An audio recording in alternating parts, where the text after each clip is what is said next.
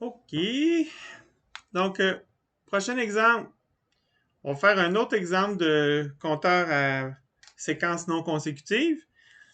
Alors, ce qu'on regarde ici, on a 2, 3, 4, 3, 0, 3, 4.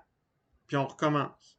2, 3, 4, 3, 0, 3, 4. 2, 3, 4, 3, 0, 3, 4. 2, 3, 4, 3, 0, 3, 4. Il va faire ça à chaque coup d'horloge.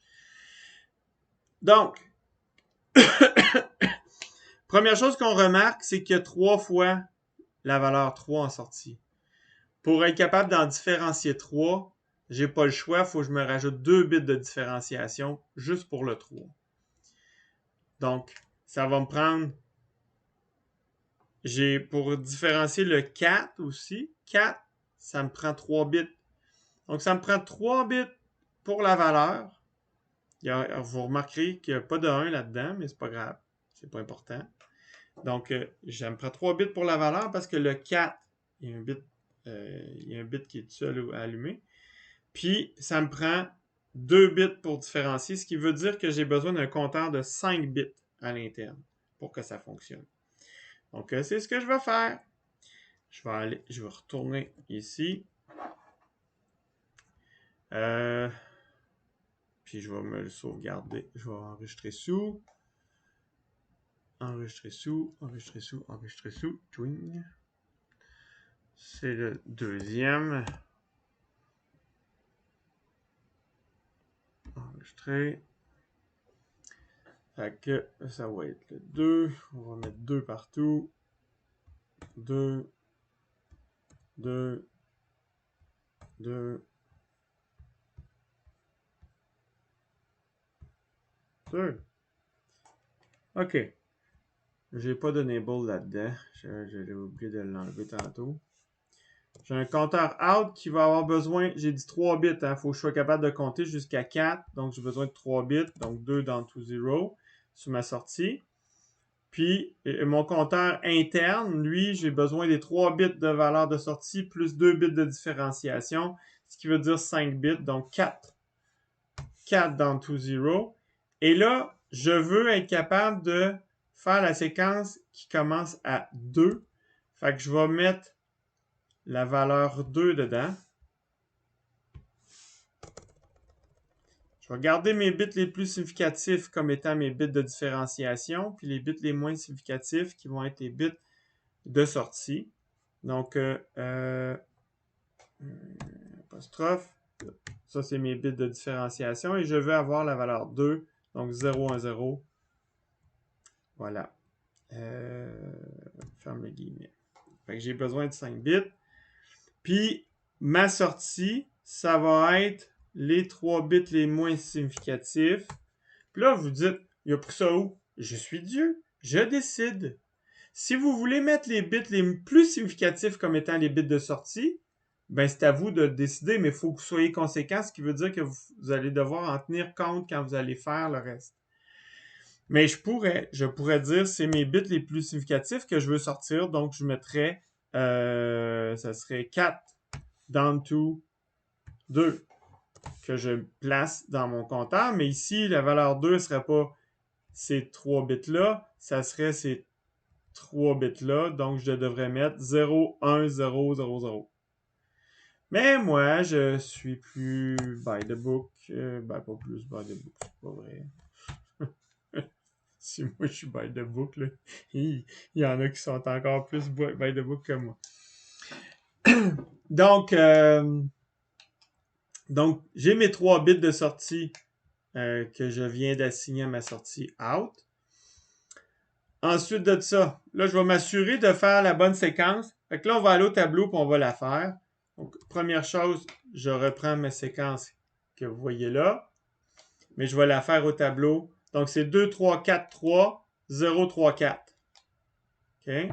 Donc, 2, 3, 4, 3, 0, 3, 4. Donc, 2, 3, 4, 3, 0, 3, 4. J'ai sur 3 bits, OK, ça,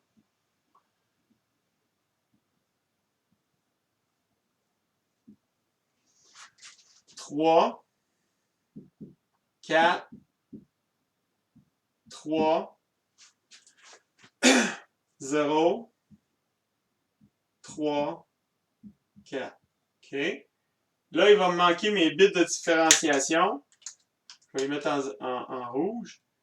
Donc ici, je vais mettre 0. Je vais mettre 0 pour le premier 3. Le deuxième 3, je vais mettre 1. Puis le troisième 3, je vais mettre 2. Les 4, je peux mettre 0 sur le premier, puis 1 sur le deuxième, puis le 0, ben, on s'en fout. Voilà. Puis là, vous allez me dire, ouais, mais moi, j'aurais voulu mettre d'autres valeurs. En autant qu'ils sont différentes l'une de l'autre. Les trois doivent être, on doit être capable de les différencier. Si vous n'êtes pas capable de les différencier, ça ne marchera pas. Parce que là, votre rétroaction, là, dans votre système, là, vous prenez vos 5 bits, puis vous les ramenez ici. C'est cette rétroaction-là qui vous permet de savoir où est-ce que vous en allez. Si vous n'avez pas les bons bits, ou si vous avez tout le temps le même 3 qui revient, si je mets 0, 0, puis 0, 0 là, c'est le même code. Il y en a un des deux qui va marcher, puis l'autre, il ne marchera pas. Si vous mettez ça, mettons, pour lui, puis pour lui, ben, le premier va peut-être marcher, mais lui, il va retourner là. Fait que là, vous allez avoir quelque chose qui va boucler sur lui-même, il va planter, il va faire comme Windows. Il va faire un écran bleu. OK? Donc, c'est important de les différencier pour que la logique combinatoire qui est ici génère la bonne affaire. OK?